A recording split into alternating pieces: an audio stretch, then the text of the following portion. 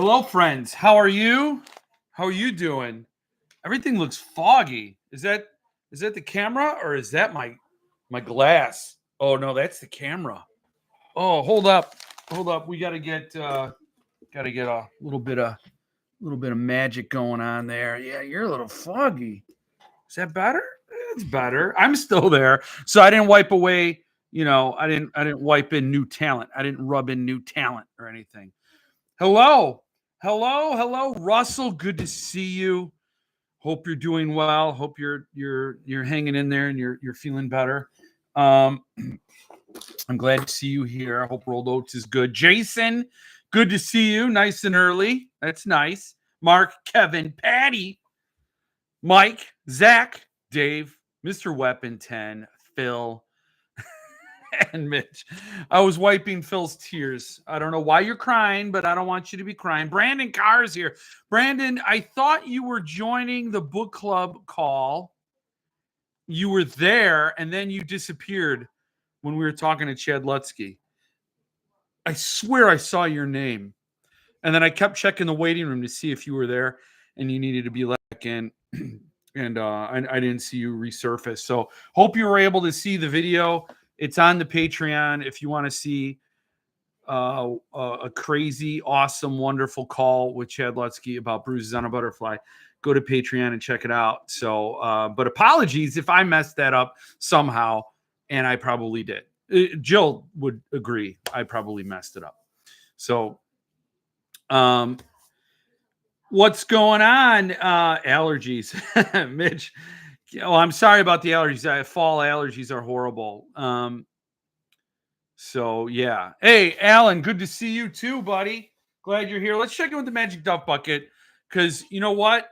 The channel today is 9 years old. YouTube. I went into the YouTube studio where I set everything up, where I do the videos and all the uploads, and it said happy 9-year anniversary. 9. So that means 2015. I flicked it on for the first time. It's kind of crazy. I mean, I wouldn't think 9 years. I've been telling people just 3 years because that's how it works. When you get older, time doesn't really mean anything. But let's celebrate with something in here. Magic Duff Bucket is, or my ride or die, with me for a long time. With Dragon Lord 2 and all those crazy Clubhouse characters. He brings me my medicine. So what do I got? Oh, I got one of these. You ever see these? I highly recommend these. Called On the Rocks. They're mixed drinks. They're already mixed, so you can't mess them up. All you have to do, and this is a very important step, is pull this thing out. That's all you got to do.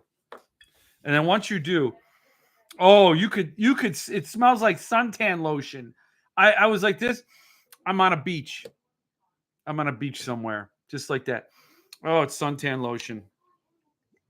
So I don't know if I'm gonna like a blue Hawaiian, but it looks like Smurf piss. That's that's a vulgar. Probably shouldn't say that, but after 9 years, you could say a thing or two after 9 years. I think they'll let you say a thing or two. So hello, happy birthday, Mark. Yes, 9 years. Yes, Patty, 9. Would you consider yourself an influencer? No. I would say I'm under an influencer, operating under the influencer. Driving the channel. Oh, this tastes like suntan lotion. Doesn't YouTube start paying creators their millions once they hit 9 years? Yeah, so that's the thing. They're like, if you could hold on for 9 years, then we start cranking out those checks. Like you're a Ukrainian president, and we're the Bidens. That's like the thing. On a beach reading Boys in the Valley arc. Yes. That doesn't look very good, Jeff. Well, here's a little secret, Mike. I was supposed to have Rapture today. I was told. No, I'm just giving Mitch a hard time. He was just supposed to supply a paying customer with the things he bought. I'm just saying, that's unfair of me to expect. I'm kidding. Totally. I told Mitch there was no rush. He's like, dog, I'll get you your bruise by the time you go live next. He couldn't do it. That's okay. That's fine. The time it took me to get you guys your book plates, I cannot speak. I mean, I think Dirty 30 still waiting for their shirts. So like, I'm kind of bad. I'm kind of worse. I'm kind of much worse.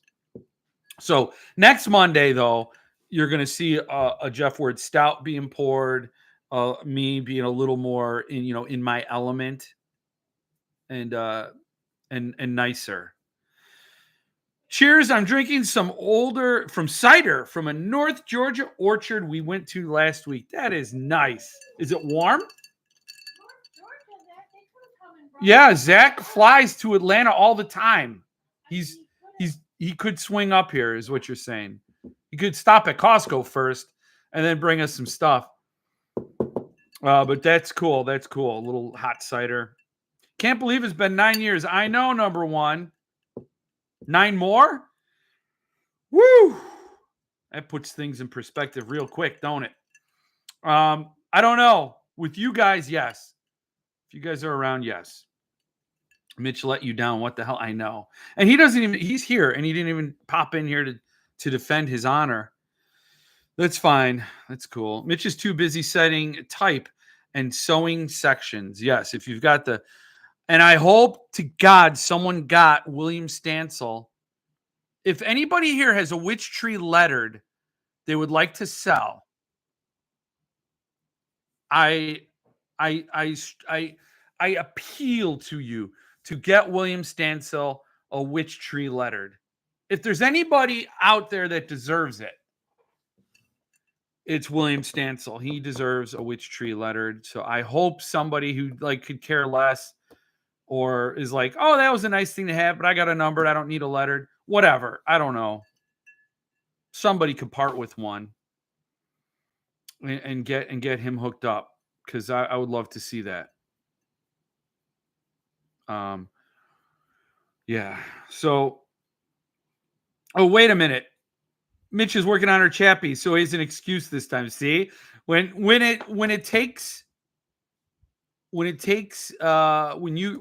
something that's going to affect you, yes. All of a sudden, I don't need a beer, which is true. Hello, I've been gone for a couple months. Can you give me a recap of what I missed? I mean, the fun thing is it's all up there, right? It's all out there.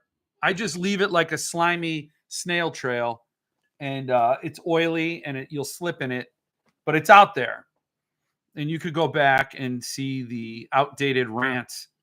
Watch me age like Dorian Gray. That's cool. You could do that. I'm actually flying to Chattanooga next Monday, so I'll be there for your live audience. There we go. Zach, we're going to have a live audience next Monday. I might trade a lettered for an original altar. I doubt he has an original altar. You mean the hardcover, the Silent Motorist Media altar? Yeah, I don't know. I mean, you see, Jason, you put me in a trick bag because you are somebody who also should have a lettered witch tree. I mean, the people here deserve it, but reach out if you could possibly part with a lettered witch tree, reach out to William Stansel and work out a deal. I would love to see that. I'd love to know that happen. It's up to $200. I almost cracked yesterday, but then Stephanie brought me back to reality. She probably twisted and squeezed too, right, Mike? I mean, she's like, you are not giving up that lettered witch tree. Yeah. Yeah, I don't know if William has anything to trade for it. Good evening, Lance. Well, welcome from Illinois, Lance. Hey, by the way, I wanted to say this to start the thing. Cheers and prayers doesn't go together. For everybody who's in Florida and everybody in North Carolina who got smacked down, Asheville, East Tennessee, and Georgia, and all around where that hurricane came through, and now Florida's bracing for a Category 5. So I mean, Christopher Bowers, if you're out there, I know you lost power. You were held up for a few days. This is awful. I mean, really unbelievably awful. And I don't know if any of you are following the news on it, but it's really bad. So um, I just want to share a thought for those people who are going through that. And God, I hope everybody recovers and is, able to piece back together the wreckage. And sorry about all that you're going through. Okay, so back to some rants. I finally gave up on CD last night. I requested a refund of my 2 King orders, aired out my disappointment for how long it's been and how I wanted to avoid another DRP situation. Minnie responded with a sure thing. Sure thing. I'm sorry, Mindy. You play for an awful team. Like you cannot just be flip about it. You are part of the enemy right now. Like we understand you are just as much a victim. You're not just as much. You are in a way a victim of Chizmar as well. You need to get paid, but I don't know, Mindy, is there any other goddamn job you could have? I don't know. I don't know who you are, Mindy. I don't know what your deal is. I don't know why you would work for such a heel, such a piece of shit human. And we're going to talk about him tonight. I don't know why you wouldn't say, I will get a job here. I can get paid here, the same, whatever. I don't know. It's a sinking ship, and you're like on board, and you're going to get all the angry people dealing with them. You're the meat shield for Dick Chiz, and you can't get a better job. You can't go somewhere else. And again, don't know your situation. Perhaps if you sat here at my desk and you said, listen, Jeff, this is what I'm facing. I can't possibly go anywhere else. Maybe I'd be like, okay, then that's horrible. But to tell somebody sure thing, like sure thing, Dark Regions Press folded up. There are people that are out thousands of dollars. It's a very real situation. Sure thing. Yeah, that's bullshit. I'm glad you got your money. Stephen Wayne Allison Jr. is here. Hello. The email for Alice was delayed for me by an hour. Missed out, but that's how it goes. Owning too many versions isn't healthy. But I can't say that about Frankenstein because I did get one of those. Yes. I saw a lot of people missed out on Alice. They wanted Alice. They went for it. Yeah. I know we didn't get the Alice. I was in the middle of talking about it with producer Jill, and it sold out. Because you know what really got it? She was like, I don't know if I'm like, it's not for me. Like, if you want it, we'll get it. And it'll be something I unbox on the channel. I showed everybody. It'll be great. As I was talking to her about it, she's like, I don't know. I don't know. And I'm like, oh, and I started reading the stats to her. And the thing that sold her on it was 11.5 by 16.5, the dimensions. Oh, then it was like, then it was the tables were turned, and then it was sold out.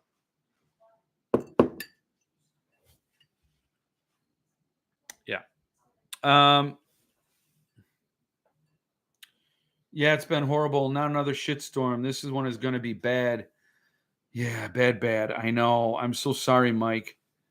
Tim lives in Florida. Hope he's okay. I know. And he has a place in Alabama. So, yeah, my thoughts are with him too. I forgot. I keep thinking of him in Alabama. He's in Florida. Jeez. I don't know if Alabama got hit. I didn't think Alice would sell out that fast. Neither did I. Honestly, I was having a leisurely conversation with Jill, and I was like, well, think about it. I was actually going to say, well, think about it. And then when she seemed to be decided, I'm like, okay, I'm going to buy it. I did not think for a minute that would sell out at all. That was crazy. Nick Roberts is going to interview him on his Patreon. I made a couple of comments. Nick Roberts is going to interview who? Him on his Patreon. I made a couple comments, and Nick messaged me asking what my beef with Chizbag was, and I filled him in on a couple of things he wasn't aware of. He's going to interview Dick Chiz on his Patreon. Wow. I got to see that. Oh my God. You need to give details, Mike. Nick Roberts is going to interview the Dick Chiz. Oh my God. Oh my God. He can't block us there, man. I don't want to make it awkward for Nick, and I don't expect Nick to take up my cross or our cross, but holy shit. Oh, wow. I got to check that out. Wow. Also, Dark Regions Press apparently processes a bunch of pre-orders, and the presses sadly have no recourse but to let those people buy them directly. Wow. Really? But the people, but the presses have to get money from those people. So they're probably not out money then. Chizmar should be careful. If CD goes under, they may go after his money from his own books. I mean, maybe. But again, if he's smart about his business, and there are firewalls. I mean, I don't know. There are blackmail, bankruptcy protections. Wow. Hello, Jay Stones. Good to see you. Bottle Imp Books, love the t-shirt. Good evening from Portland and best wishes to those affected by the storms. Yeah. God, that's awful. It puts all this stuff in perspective. You think like one tree crashing through the house from a storm and all these books are gone. But, it's like, what does it matter if I've seen video of houses washing down rivers. You lose everything. And then suddenly it's like book mail feels silly, in the scope of that human tragedy. I didn't bother to go for the Alice. I ordered another version by Books Illustrated. Jill ordered like 4 versions of Alice in Wonderland that I'll probably show on the channel. She went a little crazy. He just escaped on his yacht, Boogeyman 3 or Boogeyman 2. Yeah. So check this out. Let me move this over because this is always tricky. I'll just move you over there. You're over there. Or maybe you'll be over here. Hold on. I'm going to mess this up. I'm going to cause a 5-alarm fire probably. Hold on. I'll move you over here. Okay, you're there. I'll move this over here. So I don't know if you saw it, but I'm going to share this real quick. This was fun. This was Jeff Strand, Facebook. This is fun. Jeff Strand, happy 8-year anniversary to the Cemetery Dance Select hardcovers going up for pre-order. He's got the date. He's got receipts. October 7th, 2016.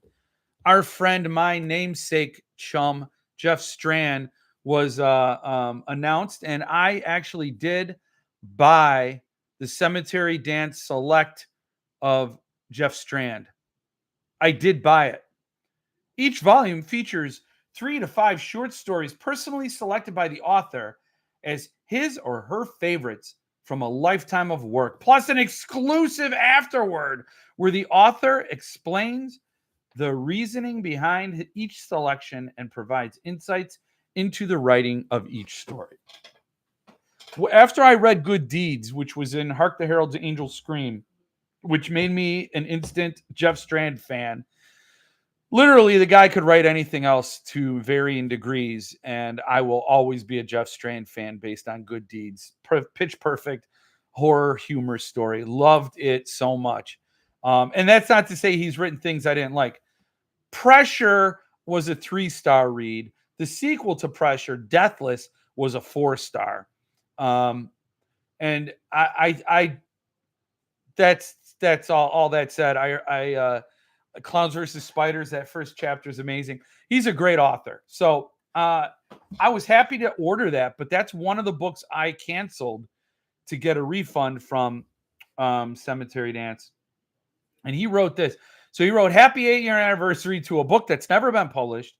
And so I jumped on and I'm like, so well, Stephen Dwayne Allison Jr. tagged me. And I said, hope you got paid. And he wrote, nope, did not get paid. I don't even get royalty statements for the digital version. So that douchebag published an ebook and didn't pay anybody. Nope. I mean, I can't believe he's telling me to calm down because I said I didn't plan on being angry today. Now I have to clear my calendar. And he wrote, take deep breaths and look at puppy pictures. I mean, if I was him, I would be losing it.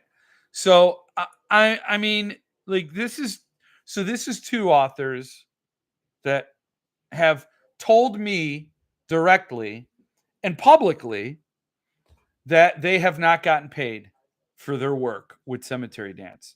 And Mindy is going to sit there and go, yeah, sure. Or whatever it was. Sure, fine. What was it? What was it? We're going to scroll back. We're getting this. Sure thing. Sure thing. Why doesn't Gallery say, you know what? We'll give you your mid-6-figure advance when you pay your goddamn authors and your goddamn artists. We'll give you your money when you give them theirs. And when you give your customers their books. It doesn't work that way. It doesn't work that way. So I'm going to write an open letter to Stephen King. I'm going to say, you know, the guy trades on your name when he's selling books. The guy trades on your name when he's writing books. You own this shit, Stevie, little Stevie. You owe these authors an apology on behalf of Richard Chizmar, or you need to reach down there and twist his nuts until he apologizes and pays. You need to say, hey, Dick, I am no longer going to be your ATM until you pay these people the money you owe them. Do you think Jeff Strand has a boat anywhere? Like, the guy's not living large. He does his own, like, grassroots book tours. He does his own promotions. He publishes his own books.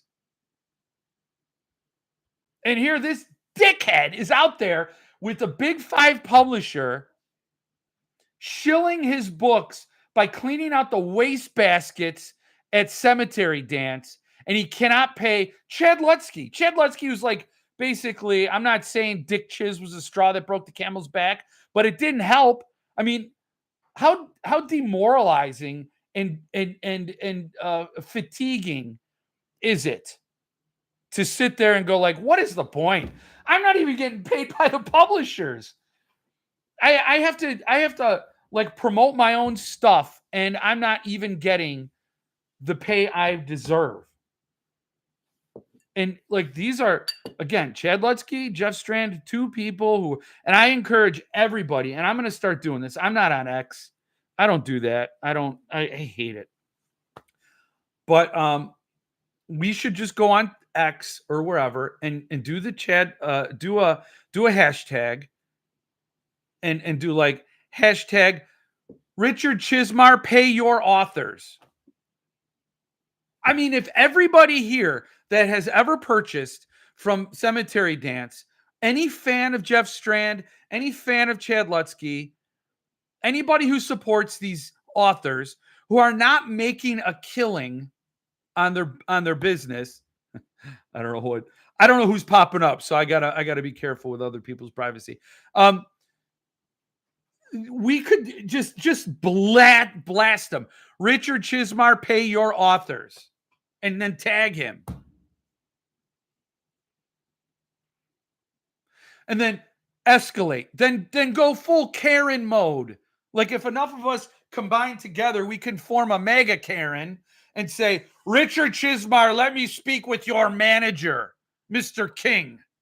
Mr. King, I'd like to talk to you about your little bitch.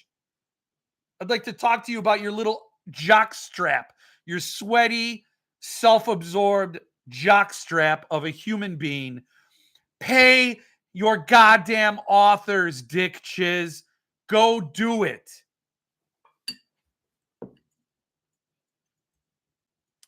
I want to talk to your boss.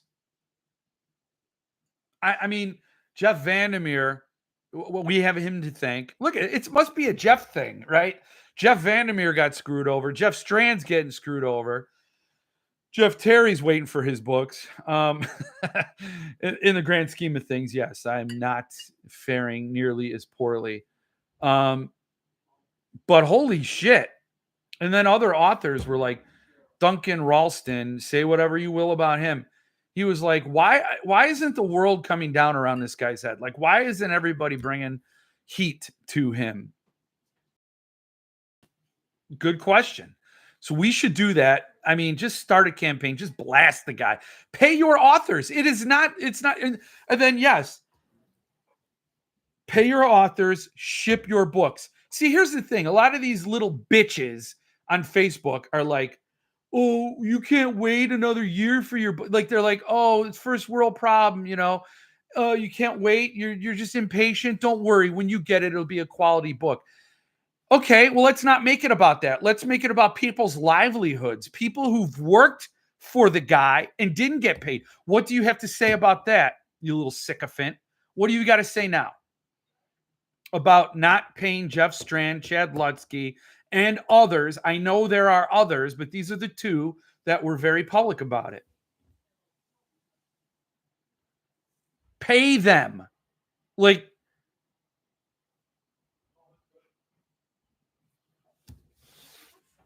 I just, you know what? I need a blue Hawaiian. I mean, it's good. Like, I like fruity drinks. I like, you know, and trust me, this, you drink something that makes you feel like you're at an all-inclusive resort, it doesn't help with the rants. Like, you're not going to be angry when you're drinking this. So just imagine the exponential violence of my rant if I didn't like have this softener. This tamps down the rants. Next week when I have the Jeff Word Stouts, it might be all bets are off. I did get the new Ian Rogers arc today from CD. LOL. Lisa sent it to me. I sure hope Ian gets paid for that one, but it's in the paperback line like bruises. So who knows? Yes, the Jeff Ian Rogers has a brand new Cemetery Dance book coming out.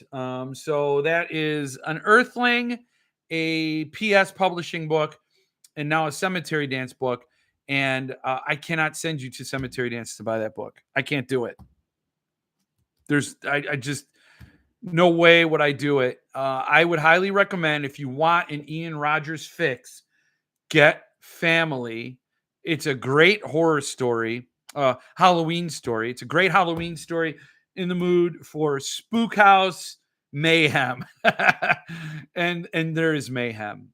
There's a lot of WTF moments. Like I said, it started slow for me, but it kicked another gear right around. There's a thing that happens with the sun that sort of sets it into another sort of, sets something else in motion that I really dug, and it paid off from there. So definitely go check that out. Didn't take long to get here, Jeff. No, as Tim would say, hook a brother up. Paul Miller was very generous when he sent me an exceptional piece to my priceless Tyler Jones collection. Paul's a part of the good publishing community. Yes, he is. He's stellar. He is an amazing guy. Paul Miller. I cannot recommend Earthling enough. Greetings, Anthony. Good to see you. What did I miss? Coming in hot. So pissed off. I have 12 books outstanding from CD. Earliest is 2013. I bet Mindy has a big bottle of scotch in her drawer that she has to have a drink from every time she reads email to CD asking for refunds. If she did that, she'd be out of scotch and she'd be in the hospital with alcohol poisoning. X does suck. Yes. What does Chiz have on King? I know, man. I know. Something got delivered today, but I haven't checked the mail. Oh, yeah, Family is Earthling. And yeah, I got mine yesterday. Yeah, the hardcover. Oh, that's cool. Stephen Wayne Allison Jr. got his. Yeah, give it. I can't wait for you guys to check out that book. Um, the sunscreen he's drinking is causing the rant. See, I debunked that before I knew you wrote that. It can't possibly. This makes me feel like I'm listening to Jimmy Buffett and I'm snoozing under a beach umbrella. Like that's the vibe this is given. And yeah, I'm falling asleep, and my son's about to throw a wet towel on my Beach Boys arc. Stepping in mid rant, I see Philip's here. Good to see you, Philip. Philip, I'm going to talk about you tonight. I'm going to talk about you. A living legend just arrived. Yes, indeed. So, hope the authors find affordable legal representation, class action. Yeah. That blue drink is horseshoe crab's blood, by the way. Yeah. So, Philip, remind Jeff you're done. You've done business with Chiz. I don't think he wants to be reminded of that, but you know, just scares me now after the whole Dark Regions press thing. Thankfully, I only lost $60 with them, but with another press going down for me, I can no longer risk it with CD. Yeah. If any of you win the Paul Suntup thing, I volunteer to be your plus one. Just tossing that out there. Yeah. So I was gonna say, what did I have on deck for Philip Fracassi? We could talk about this real quick. A couple of things. There were two things that are Philip Fracassi related. But I just want to say, like, I'm reading an advanced copy of a book, an electronic version. Don't worry about it. Of a book that Philip Fracassi wrote, and it is goddamn amazing. And I was thinking, so this book is like, Dark Matter. I feel was a fun, exciting page turner book by Blake Crouch. Highly recommend it. Love Dark Matter. And I thought there was a lot that I enjoyed about it. Would I reread it? Probably. I have the Suntup edition. Happy to have that. I really, really liked it. But it was missing one crucial thing for me, and that was the heart, the characterization, the connection to characters. Because, like, basically, I really didn't care if the main character lived or died, or what version of him lived or died. I didn't care. I wasn't that invested in his outcome. I was excited to see how the story went, how it ended. Third rule of time travel was sort of the Blake Crouch destroyer. It was like Philip took everything that was working about Dark Matter and added that last bit to make it a perfect sci-fi thriller read. Like if you read Dark Matter and then you read Third Rule of Time Travel, you're like, that's how it should have been done. And maybe you read Dark Matter and you love it and you're like, I don't feel like I'm missing anything. Then if you read Third Rule of Time Travel, you'll be like, oh, I see this. Like, yes. Like, I care so much more about Beth than I did Jason. I believe that was the main character in Dark Matter. I'm more invested in her story. And so the book I'm reading now, I think, and I don't know if Philip's going to be pissed off about this, I think it's the Grady Hendrix torpedo. Because I read one book by Grady Hendrix, and that's the Southern Book Club Guide to Slaying Vampires. And there's a lot that works with that book. The narration was awful, and I would upgrade my review of that book because I'm allowing for the error of the narration. The way that dragged it, that was like wind resistance, that slowed the ride down. That actually took me in a direction. It blew you off course. The book I'm reading now, the Philip Fracassi book I'm reading now, is like if that book was firing on all cylinders. It's funny, and I'm just comparing because of for example, Southern Guide to Slaying Vampires. I'm not dismissing the title. It's a fun, cute title. I like it. But I never remember it exactly. And it's like how ordinary people deal with this. It's like Southern moms, you know, the like this the moms who are just involved in the school, just trying to bring up their kids, housewives. These are not career women. Um, they're like focused on their family and leading very, you know, honest suburban lives, like no real adventure, and they have to deal with this horrendous monster in their midst. And what he does is truly barbaric and really bad. So this book is sort of like that. It is sort of like there's this community of people who are just like regular folks, and they have to deal with this thing. I don't know. It's like this is how it's done. When I was reading that, I'm like, this is awesome. This is exactly what I wanted that book to be. I don't know how Philip does it. I really don't. To like, because like again, if you've read his books, Boys, Gothic, Child, Third Rule, Commodore, you know, all these titles in the short stories, they are not formulaic at all, and they don't. They feel like these are some guided missiles going off, and like almost like seeing another author going like, oh, I see. Okay, here, let me get under the hood, do a couple adjustments. There you go. I'm not saying it's intentional. Obviously, I don't think it is. But I do think it's interesting that Philip um, does a lot of outlines, but then he wrote this book without an outline, and how I don't like, it doesn't feel like there's anything off course. Like I'll admit, I was like, oh, what if he's going out of his system? What if he's going out of his comfort zone? And he kind of stalls out on him, like what it's like, it's a whole different terrain. Um, it's awesome. And it's such a relief. Like again, somebody just wrote on my top 5 authors you need to read if you love Stephen King, which is the video 17-year-old Jeff would have loved to have had, but I wouldn't have had these authors to pick from. But somebody just commented and said, hey man, I really appreciate this video. I've been reading a lot of Stephen King and I'm kind of stuck there. This is exactly it. I just went to Amazon. I filled up my cart with some books. I'm like, that's awesome. And I said, of these authors, like Philip Fracassi, to be fair, when I did that video, it was only Boys in the Valley and Commodore I read.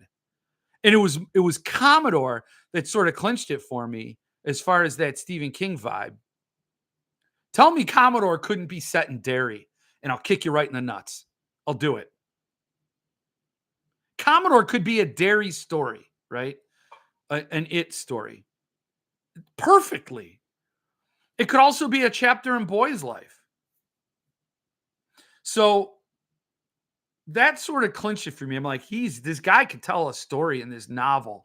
This, these desperate boys dealing with supernatural forces in turn of the century rural America.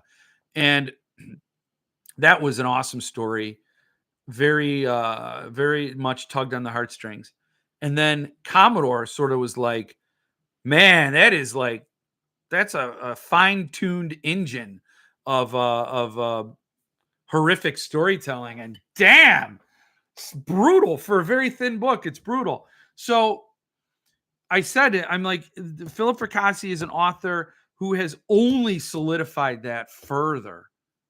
No other authors fell off that list. Just to refresh your memory, it was Robert McCammon, Josh Malerman, Joe Lansdale, Philip Fracassi, and Thomas Oldehuveld. Nobody's fallen off that list, but Philip Fracassi has moved up higher. And I will say, like reading other books and then switching to a Fracassi, there's a totally different. You feel like you in some ways it feels like you were stuck in one lane of traffic, and then you go to a Fracassi novel and you move over to a whole other lane and you're just flying along and you're like, this is what driving feels like, should feel like. So So that is I'm not an actor, but I play one on TV, and I will never get an Emmy or an Oscar or anything. So this is 100% bona fide truth. Brought to you by rum. It's not. It's not real. I'm not influencing under the influence, which would be a great social media channel, by the way. Influencing under the influence. I feel like my daughter is making snide comments, but I can't hear her, which is good. So what else do we have to say here? Strange that the DRP book that will cost me $90 is the book I got today from SST. Wow. This only hurts me a tiny bit because Crouch is one of my favorites. Crouch can still be one of your favorites. I'm not knocking Dark Matter. I got it on my shelf. I have signed editions of the Pines trilogy. Loved those as well. I haven't read any others. So, like, literally everything I've read by Blake Crouch, I've loved. I've really, really liked it. But there's a gear missing, man. There's a gear. It is like it needed to get to a level that Beef Daddy needed. Maybe you don't. Maybe it's just like I like a moonroof. Maybe you don't want a moonroof in your car. I don't know, but it makes it so much better for me. To get that fine-tuned engine, and yeah, it's just tremendous. Thanks, Jeff. Very kind, very true, very truthful and honest, and I mean, obviously, you're going to get me in this kind of a mood when I'm fresh from reading a Fracassi. That's what it does. That's what it does to your brain waves. Fine tunes them. I love third rule. Everything about it. Couldn't put it down. I know. It is my favorite. It is my favorite Fracassi. Third rule of time travel. Definitely. If I win the Sun Tub contest, I'll bring Chizmar with me so he can see how to really run a book company. Not really. No, no, I wouldn't want him to get that free trip. King advertised Gothic, and now Philip clearly overpowers King. Just look at his small, powerful catalog. I didn't hear Josh Mallerman on that list anymore. You don't? I think he's there. I think Josh Mallerman's there for me. Josh you got to watch that video because I explain it, and I'm very proud of past Jeff. In my 9 years, that's one video I think I'm pretty proud of. I think Josh Mallerman, there's definitely things that overlap with King. They're not exactly the same. Like Joe Lansdale is a great storyteller. He's just like Stephen King.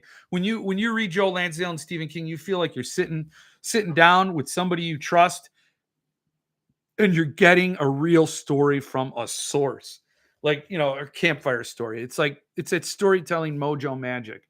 Josh Mallerman has that expansive imagination. Like the Stephen King used to have it. It feels like it shrank. But you walked into a Stephen King book, and that went for miles. His worlds they just constantly rolled out. There was no end to a Stephen King universe. Same thing with Josh Mallerman, cavernous. It just goes on. Josh Mallerman's imagination is incredible. He's got a turbocharged engine up there. Robert McCammon, he harkens from the same era as Stephen King. Should have he he was the runner-up that should have been crowned in that era. And I think his stories have a lot of staying power, and his newer stories are far better than King's newer stories. So he's won on the longevity contest, in my opinion. King's running on fumes, I think, in my opinion. Just not the same. But that's not to say his fumes aren't someone else's rocket fuel. Like his fumes are still like dangerous. He can still write a hell of a book. It's just when you compare him to him, no one compares to King in the 80s and 90s. Evening, Chad. We talked about you, Chad. We talked about you getting paid. I'm glad to see you here, Mr. Lutsky. I hope you've had an uptick in sales on your site, Amazon, whatever. I think goddamn, Chad Lutsky. Fracassi is top. Not sure what you mean moving up. There is nowhere else to go. Already at the top. Um, Philip needs to write A Child Alone again and A Child Still Alone. More Henry, please. That's yes. I am down for more Henry. That would be amazing. Any ETA on Serafina? I don't know. Paul Miller said he hopes he will be able to ship them by the end of this month. He had those two. The art didn't print as vibrantly or whatever, and he's going to get it fixed, and he's figured out a workaround, and he hopes to have them back by the end of the month. I don't know how costly something like that is. To me, it seems like it would be prohibitive. Like you cannot make money if you have to reprint them or like cut them and put new book pages in. I don't know how it works. Mallerman, he tells a tale from another dimension. Yes, he does. Yes, he does. The guy is one of the brilliant. And I will say, let me pull this up, and we'll talk about this. Oh no, that wasn't it. Where was it? Was it this? Oh yeah. I'm gonna close some stuff out because there are things that I don't want everybody to see, and we're just gonna talk real quiet like this. Let me see. Let me get this set up. This is sort of Fracassi related. It's gonna be kind of another rant, kind of, but I think it's an important thing. This came out, and I think it's kind of interesting. It is table of contents for the Stand anthology from Christopher Golden. He's with Joe Lansdale, Billy Martin, who's Poppy Z. Bright, Sean Cosby, and Catherine Valente. I don't know if those folks are also editors, but here's the final table of contents for The End of the World as We Know It, Tales of Stephen King's The Stand. Here we go. So, forward by Christopher Golden, intro by Stephen King, and we have Carolyn Kepnes, whose claim to fame was You, which was a fine book, and it was a lot of ass kissing of Stephen King in that book. And it's fine. He recommended it, made her career. Boom. There she is in the anthology. The Trips by Rath James White. Now, I would want to read that. Meg, Bright Light City by Meg Gardner. Gardnier. Is that French? I don't know. I don't know her. Brian Smith, I've never read. Bev Vincent. Joe Lansdale and A Pig's Eye. Jonathan Jans. Huh? Oh, we can't? Oh, what? Can't see Philip Fracassi on there. Oh, no, you can see it. It's there. Philip Fracassi's not on there. You can see it. It's right here.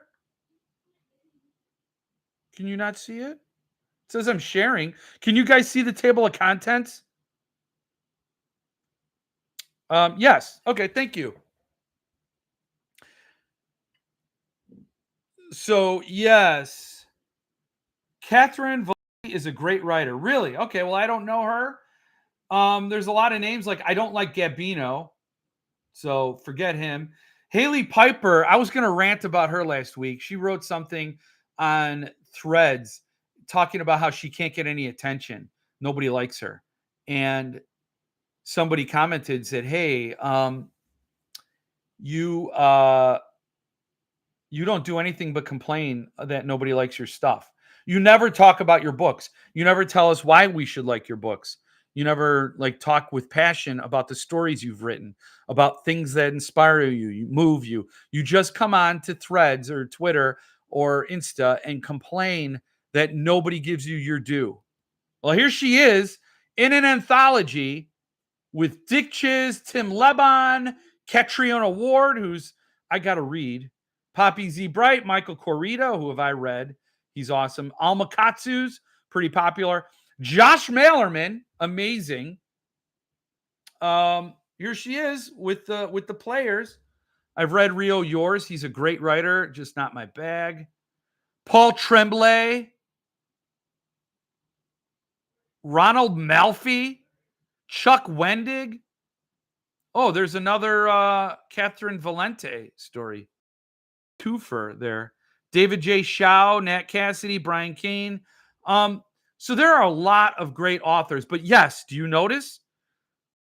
No Philip Fracassi here. I mean, I could make the case that Robert McCammon, Philip Fracassi.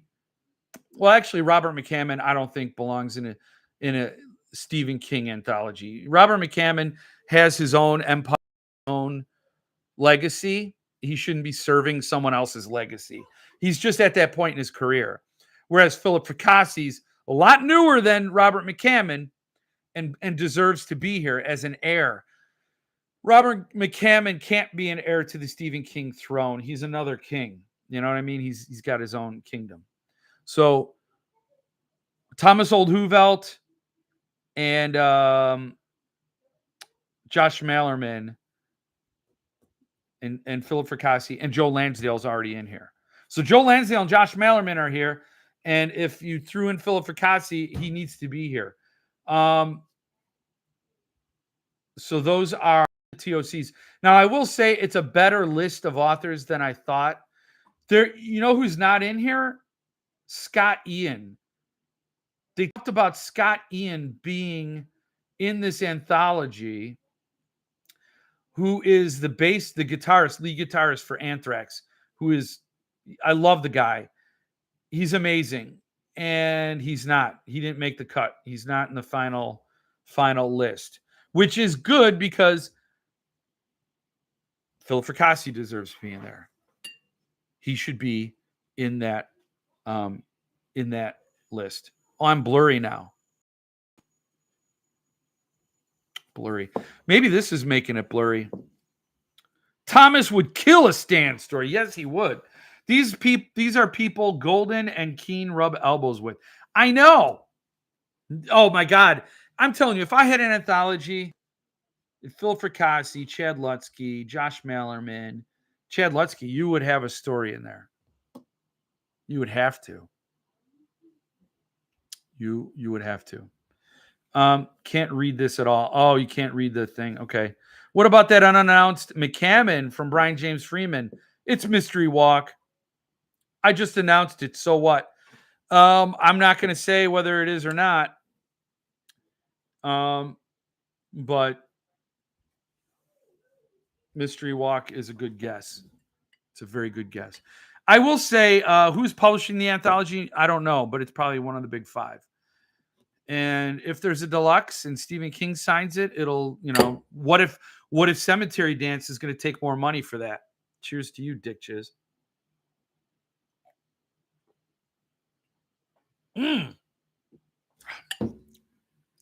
Pass me the suntan lotion. So, yes. Oh, that's like, it's like candy. It's like candy. I'm probably going to start sweating. I might sweat. I might get the alcohol sweats. Not like I did when I had the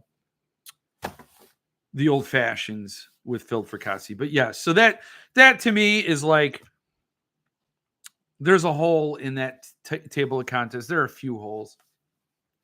And I think a lot of these picks, like Chad pointed out, are basically political and just friends of friends. And yeah. So I'm not excited about it at all, but I would get it. I would get it if Philip was in it. That would be the tipping point. And it's hopeful that the other stories from other authors I might want to read would be collected elsewhere later on. And then, who knows? Maybe if it is cheap and I find it at a thrift bookstore right next to Flight or Fright for $2, I'll pick it up, read the stories I want, and then put it in one of those neighborhood library things with a note telling them who to skip.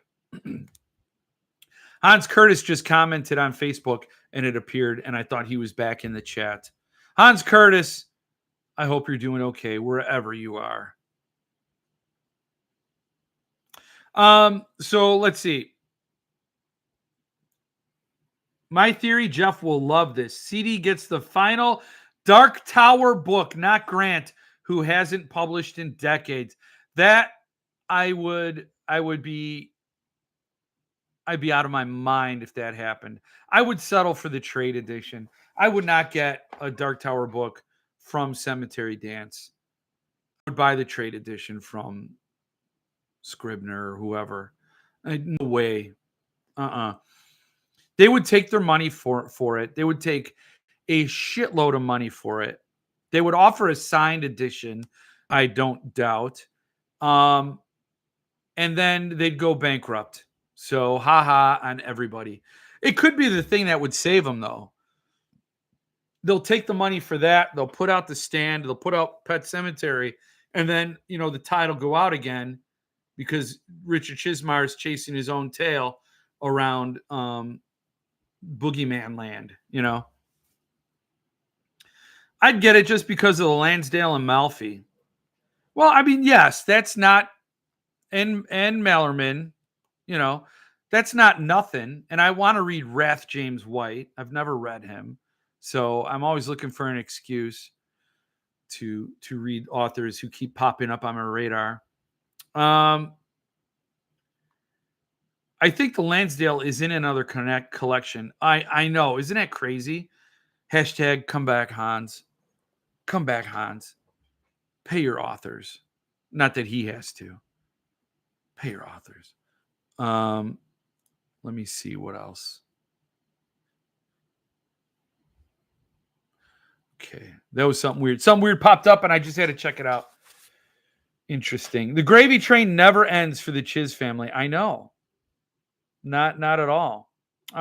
If CD got it, it would take decades for it to come out, right? I know. Never read Malfi, but I've heard good things. So, also won't be until King does, right? Right. Until he dies. Yeah, when King dies, that's when the whole CD Ponzi scheme folds up and that Joker heads out of town. Anyone see the new Salem's Lot movie? Yes, Keelan Patrick Burke did. He didn't like it. Nobody liked it. People don't like it. So I would don't waste your time. Don't go see it. The early feedback is pretty unanimous, and it's basically like there's no character development, and it should have been like a 2-parter or a 3-parter, like it, but they just left a lot on the table, and it just didn't do it. Malfi is great.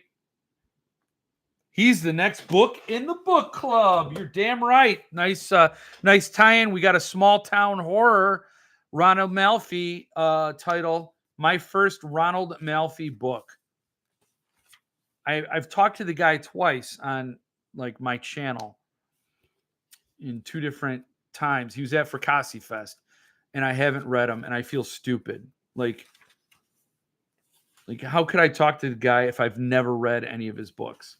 So small town horror. I got my copy. Get yours. I think you can get a paperback if you don't want to, hardcover. And Amazon ships like shit. There it is. Actually, I think this was Barnes and Noble. Yeah. Do better, BNN. Do better. So yeah, that's the next book. I hope if anybody is interested, you can go get it and join me for a chat. I will try to pull some strings and see if I can get the guy to appear. I don't know. I'll ask. I know a guy who knows another guy who knows co-joined twins who know a dragon. But that has nothing to do with Ronald Malfi.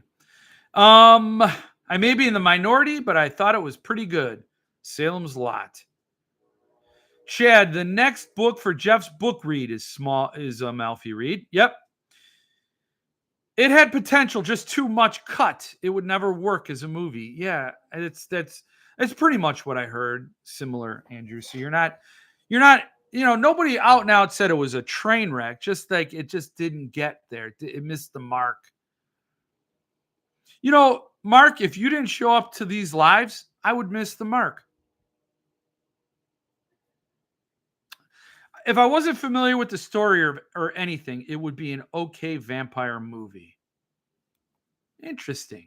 I'm a 70s kid, so they'll never beat Salem's Lot experience I had with the TV miniseries when it first aired. Yeah, I'll never forget when Barlow, was it Barlow? He just crumbles the crucifix.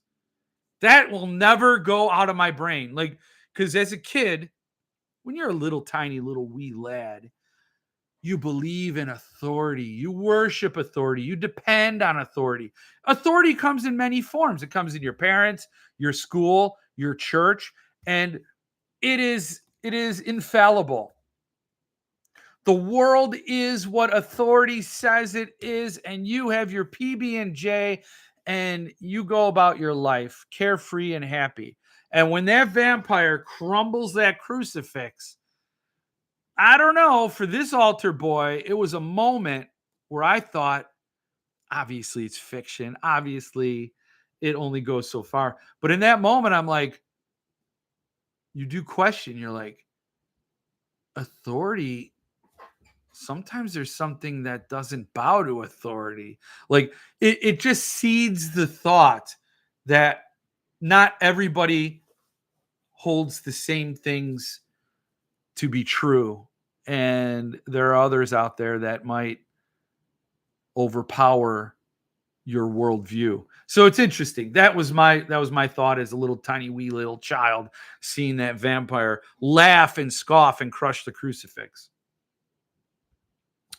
I wrote in a group that it isn't a good version of the book, but it's a decent vampire flick. Yeah, that's good.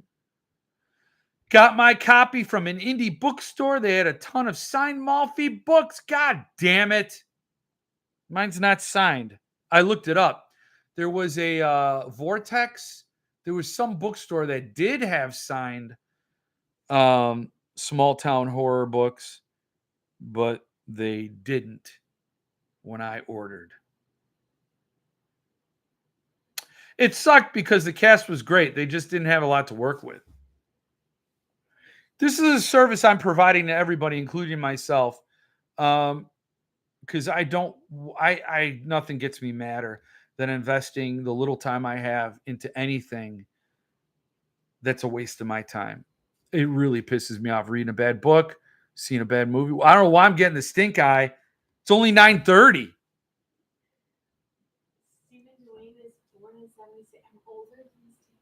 Stephen Dwayne Jr. was born in 76? Oh. I did not know. I did not know that. I'm older, much older. The scene with the kid at the window still scares me a bit all these years later. Yes. Pretty sure I know what year I was born, buddy. I know you were already out of college. I really disliked the 2004 version. It wasn't scary at all. You know what sucked? The new Pet Cemetery. I'm not even talking about Bloodlines. I won't see Bloodlines. But that new Pet Cemetery. What a god-awful pile of shit movie that was. I'm going to drink some water in my Stanley cup. I'm a soccer mom. You never knew. Am I the only one who sees many similarities between Seculina and Heavy Oceans? I tried convincing Tim to finally read Heavy Oceans. Heavy Oceans was awesome. I did not read Seculina yet. Sorry, I've outed myself. I didn't read Seculina or Shiloh. What now? What are you going to do? Nothing. So I will. I mean, definitely. Like again, reading the Philip Fracassi I'm reading now is like it's a drug, man. It is like it's good. This is what reading should be. Seriously. This is what a novel should be. There are books you read because you're like, I'm going to work with the author here.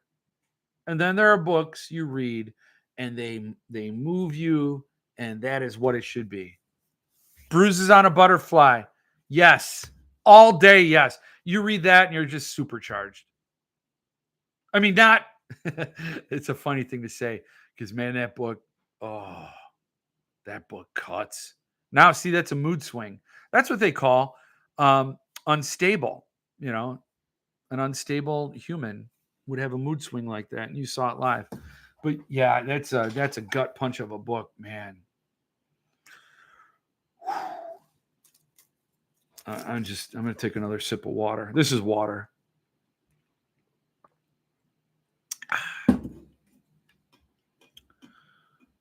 Uh, dude, hell yeah, you're older than me. You look like my grandfather. FFS. Yeah, and don't underestimate me. I'll ground you. I don't know what a grandfather does, dude. That and Firestarter. I think that's why I tolerated Salem's Lot because it wasn't as bad as those. Yeah, that's the great thing about bad movies. They bring other movies up a notch.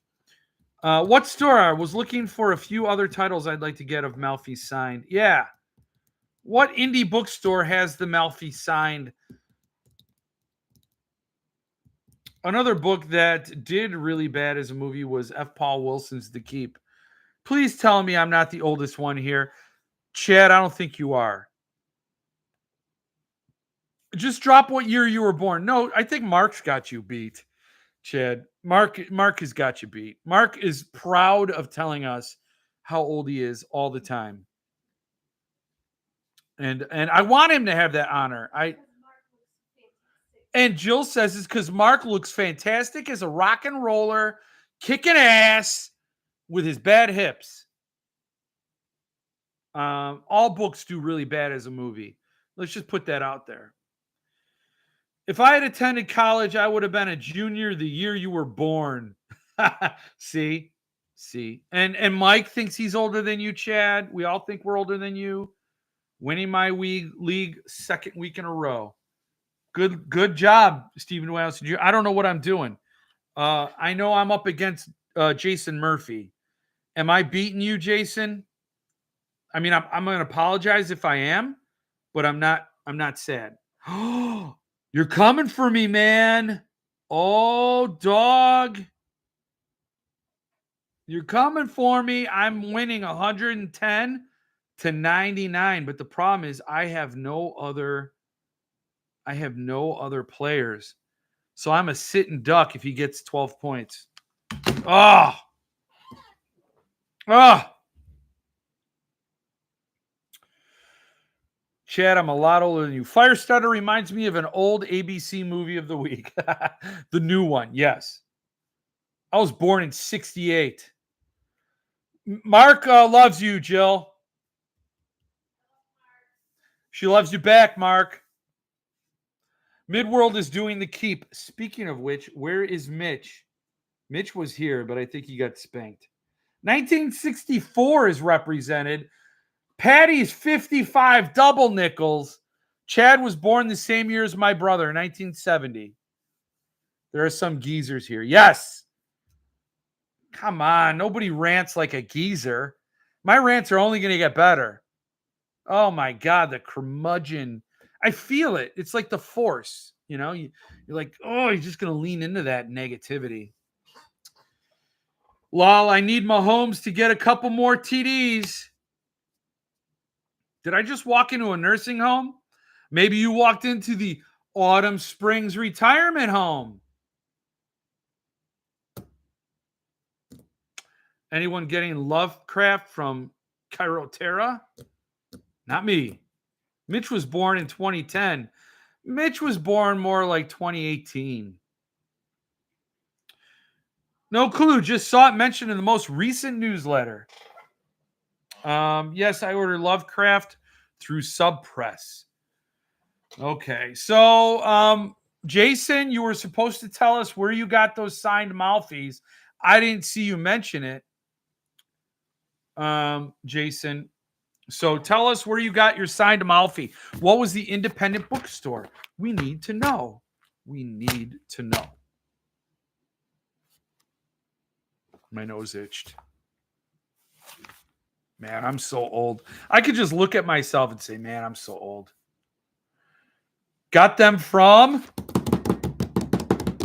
drum roll? I don't know. You left us hanging. I got the Cairo Terra. I get them all actually, and I subscribe to the Cairo Terra Records LP thing.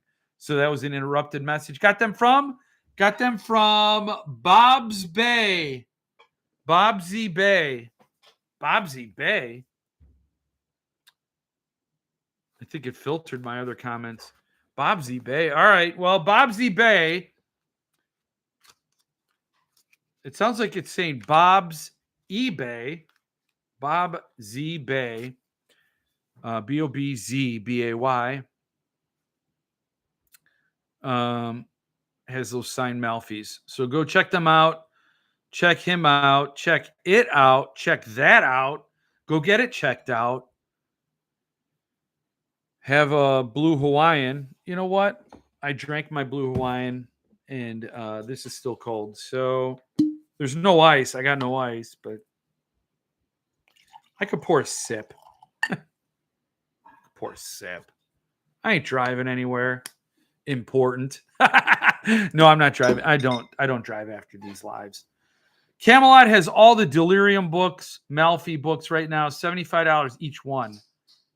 Ooh, Mike, did you just make a run on Camelot right now? Are you selling books for Camelot? Are you getting a kickback from Camelot? Because that will work. That will work every time. I mean, I may be a Malfi fan now, you know.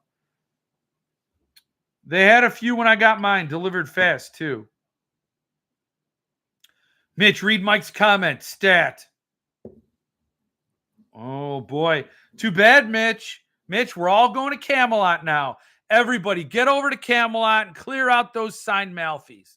No, save some for Mitch. Tony and Kim are great people. Yeah, they are. They are great people. I'm not going to tell you my Rosemary's Baby story, but they're great people. Just about the best. What else do we got to talk about? So, yeah, the Suntup's having a contest. If you find the blue letters on the Suntup site, assemble them, decipher the Latin phrase locked therein, submit that into a form, and then that the winner will be chosen at random from a pile of correct answers. You may win a trip to tour the Wonka factory and spend the next day at Disney World. And by tour the Wonka factory, I mean tour Suntup editions, bindery, warehouse, steal a book. I don't know. Hey, Paul, look over there. What? What are you talking about, Blood Meridian?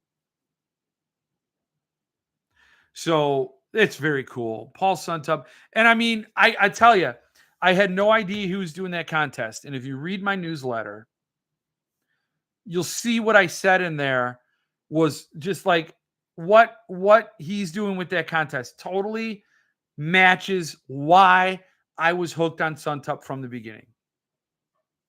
And I know not everybody's had the same experience with Suntup, but I genuinely believe everything I wrote in that newsletter, and I think this contest and things like that are things you're never going to get from Fableistic editions.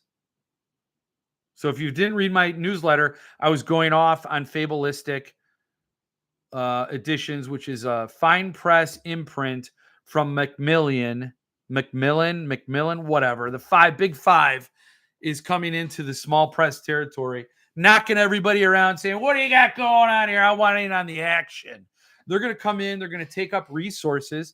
So Nomad and Roger Gretsch are going to work for this big five publisher instead of Curious King or Suntop or a Rite or whoever. They're going to be doing books for this big five. And so they're going to take up resources. They're going to take up budget. So somebody's like, hey, I got $4,000 to spend on a book this month. Suntop did this book, but the big five did this book. Well, maybe I'll get that one instead of the Suntop one this time, see what they're all about. Boom, taking money away from small press, small business. So it's not good. And they don't do it because they love it.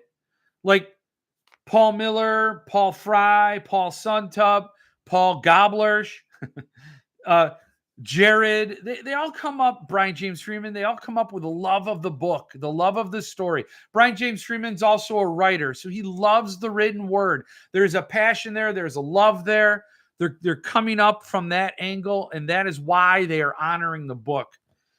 Fabulistic is coming from this end. These fine press publishers are kicking up a lot of muck. There's a lot of activity and a lot of money starts floating around, right? Money is being transferred to these presses, and it really sets off alarms. And so the big five comes down and says, here is a market slice that people are building businesses on. And there's a certain amount of people who are willing to pay $800 for one book. Huh. We do books. What can we do to get in on the luxury market?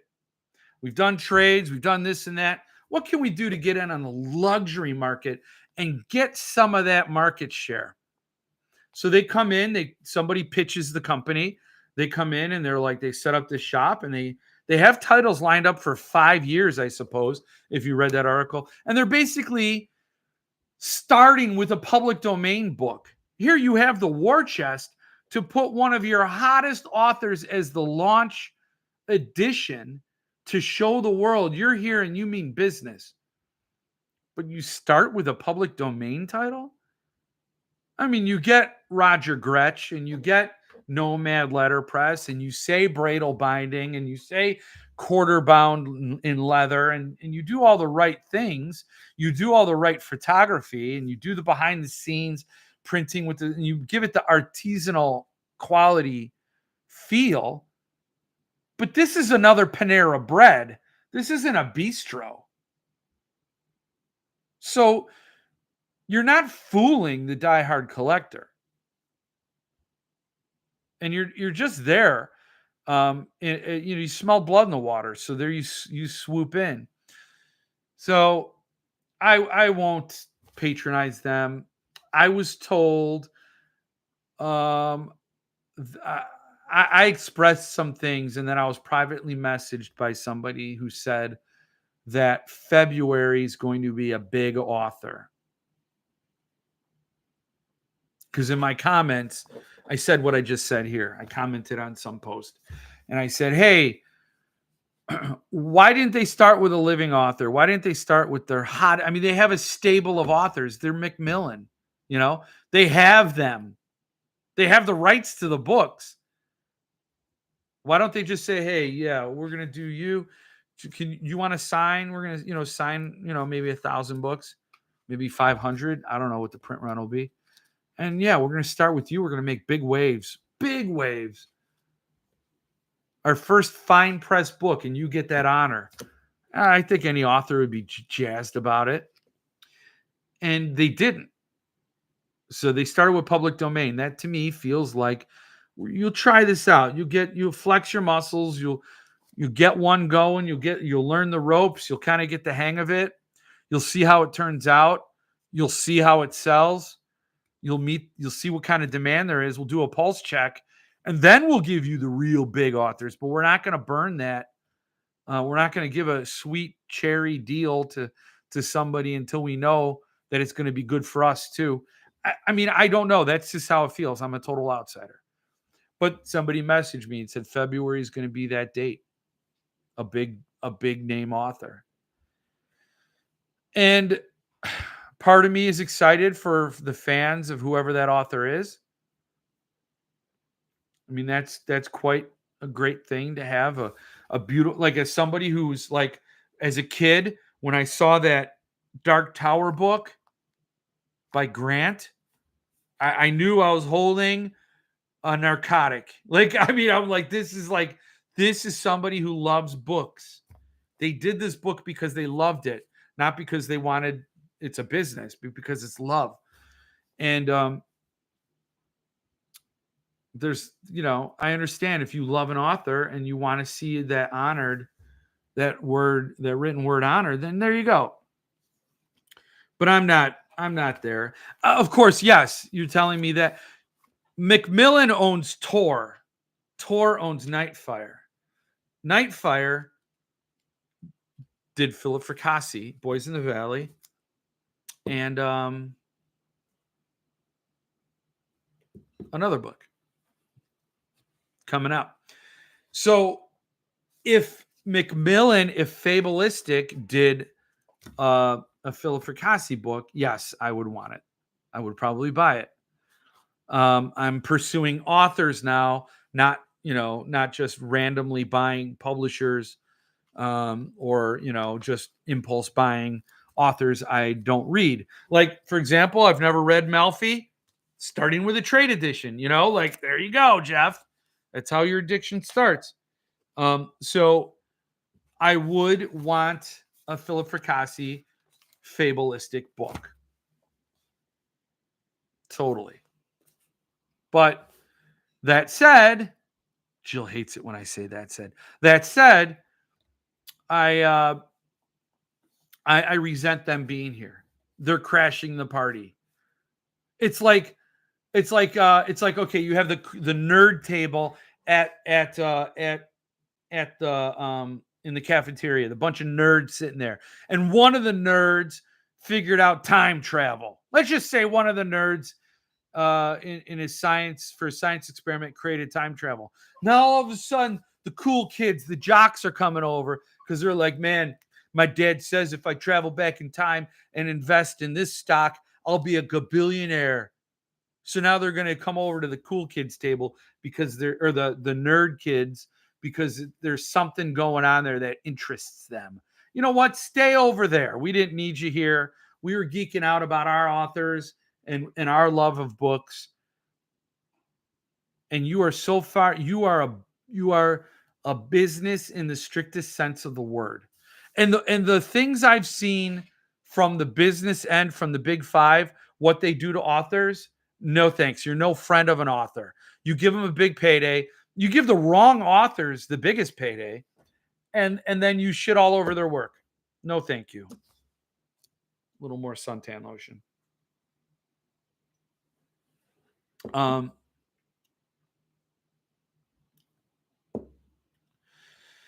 He snoozes, he loses on Camelot Malfi's. I have an Arkham Editions of Lovecraft from the early 90s. Will be interesting to see what this new one is like. I can't work against my brother. Mom would never let me forget. I know, you get in so much trouble. Hopefully Paul hides the unannounced books during the tour so no secrets get out. Well, I don't know. He should share one secret with the winner. Your newsletter was very good. Thank you, Mark. Thank you, Kevin. Yes, thank you.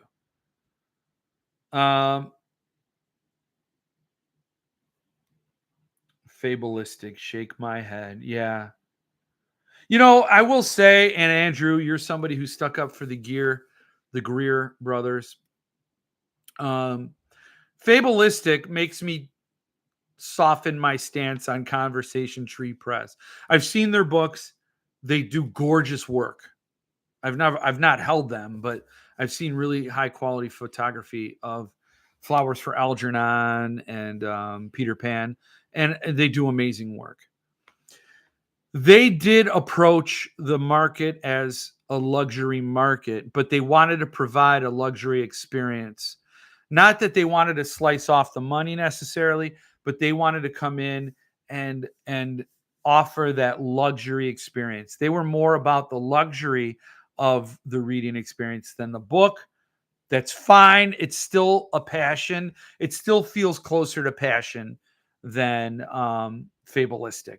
So Fabulistic coming in sort of reoriented my feeling about other publishers. I won't come around on Borderlands or Gauntlet or Cemetery Dance. I mean, that's not going to happen. But the point is, like, I appreciate Conversation Tree's motives a lot more by comparison. I give the Tup a lot of shit, but they make great books, and it's made by a small business, not a massive conglomerate. Amen. Glad you said that. Shows you're honest and you have integrity to be able to admit, even when you're sore about things, which is fine, you still speak the truth. And when you could have had a chance to throw a dig. So that's a person with character. Their site looks like a ripoff of Suntup's. I know. They do the teases at the bottom and everything. Suntup invented that, and it's just sick.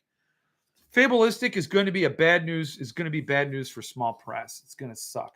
Hopefully they come and go like a wet fart. Maybe we can con them into buying CD and they can get the rest of their books out. Well, that would be a good outcome, wouldn't it? That would be good. 2,500 copies of their unsigned collector edition. It's unsigned. It's a public domain title. They're doing 2,500 copies and they're charging $275. Compare that to Alice in Wonderland by Centipede Press. 300 copies, not even 500. Salvador Dali art, oversized in a slipcase. You know it's going to be insane quality for $275. I mean, economies of scale tell you that whatever Fabulistic is doing for their book, they're getting it at pennies on the dollar compared to what Centipede is doing, and they're charging the same price. I got one of my missing Delirium Malfys yesterday on Camelot. I'm glad you jumped on it.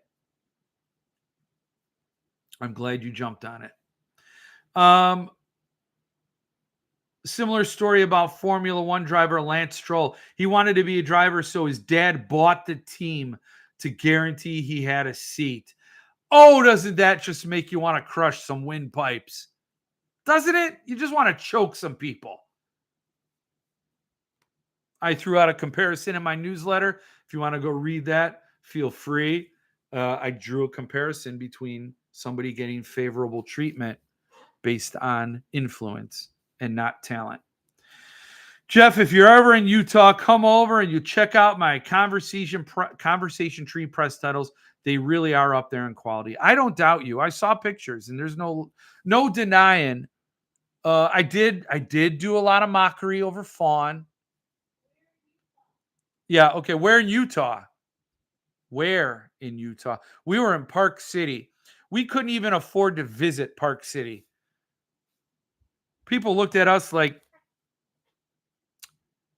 anyway, and then they would turn because we were Park City, man. Oof. Yeah. There are places. You ever go somewhere where you don't feel like you belong? It's Park City, Utah. But I would take you up on that, Andrew. I don't know if I'll ever be in Utah again, but I'm missing one more of those little Malfys, and I'll have them all. Which one, Mitch? The Shrill Keening. I'll let you know who's Conversation Tree press decks up. I got 2 on order. Foundation and House on the Borderlands. Nice. I'll trust your opinion. You'll tell it as it is. But I please tell me. With the addition of Nui, it's going to be a strong team with one big obvious weakness. I don't know who you're talking about, but I don't know most things. I'm 45 minutes south of Park City. Park City is very snobby, rich country, but it's beautiful. It is beyond beautiful. Utah, I've been to a lot of places in the country. Very many places. I've been to Flagstaff, Arizona, which is gorgeous. I've been trying to think of what other places are. I've been, Florida is gorgeous. Cape Coral. I've been to a lot of gorgeous places. Tennessee is gorgeous. I can't believe we live here. It's beautiful, but nothing compared to Park City, Utah. Nothing is breathtaking. Is truly an amazingly beautiful city. And for the most part, Utah is beautiful. I grew up 45 minutes north of Park City. Really, Jason? That's cool. That's cool. I love it. I'm 2,300 miles away from Park City. Okay, well, I guess Park City is the center of the universe, and we're all going to judge everything in proximity to Park City, Utah. I missed a bunch tonight. Going to have to rewatch. But Carved in Salt pre-order launches the 11th. Join the newsletter so you don't miss out. You don't want to miss out. Tyler Jones is stoked about it. It looks gorgeous. It's going to piss off Stephen Dwayne Allison Jr. because it's a different size than Wish Tree. But, I can't wait. I cannot wait. I'm going to get a copy. I am. It's going to happen. It's going to happen. What else do we have to talk about? And by the way, Rapture, you were on here. I was going to talk about you. So we're going to talk about Suntup, the contest. Cemetery Dance with the Jeff Strand screw over. That means 2 went right up the zone.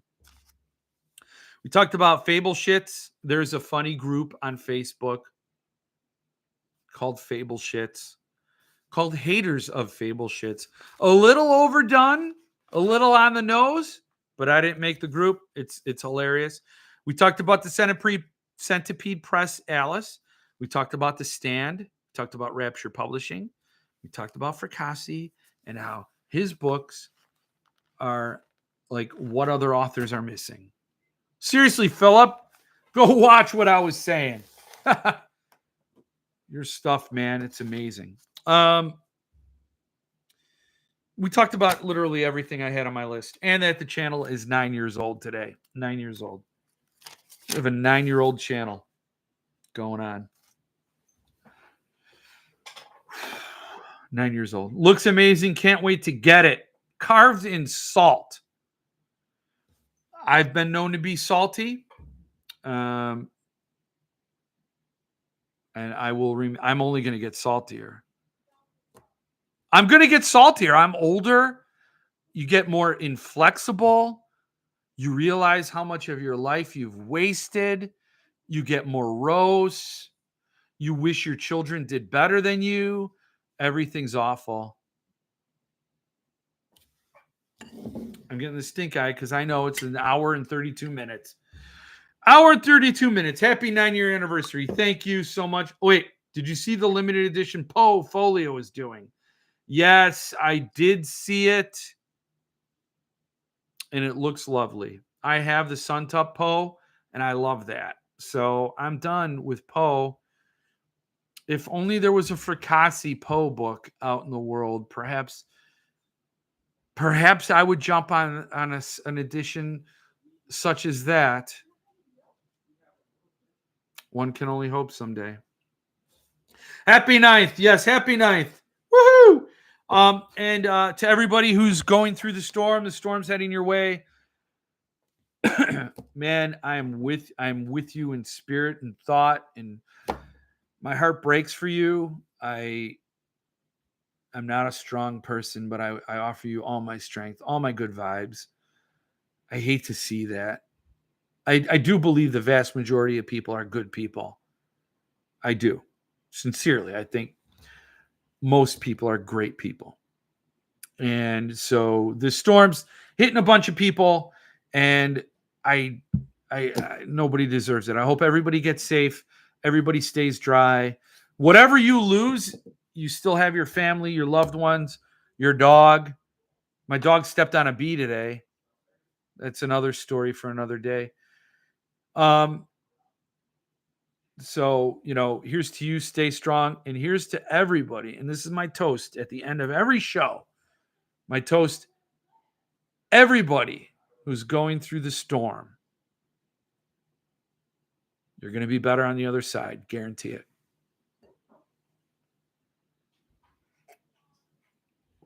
That's all the show I got tonight.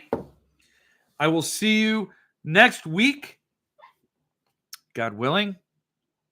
If I'm lucky enough to be here another week and 9 years in 1 week. And I'll see you then. And I probably won't drink suntan lotion, but I'll have, hopefully, some Rapture beer. Maybe a Rapture unboxing. I was told maybe I'd want to unbox it. I don't know. So I'm going to end the stream for tonight, and I will see you next week. And until then, stay safe, stay dry, look out for each other, and avoid Chizmar at all costs.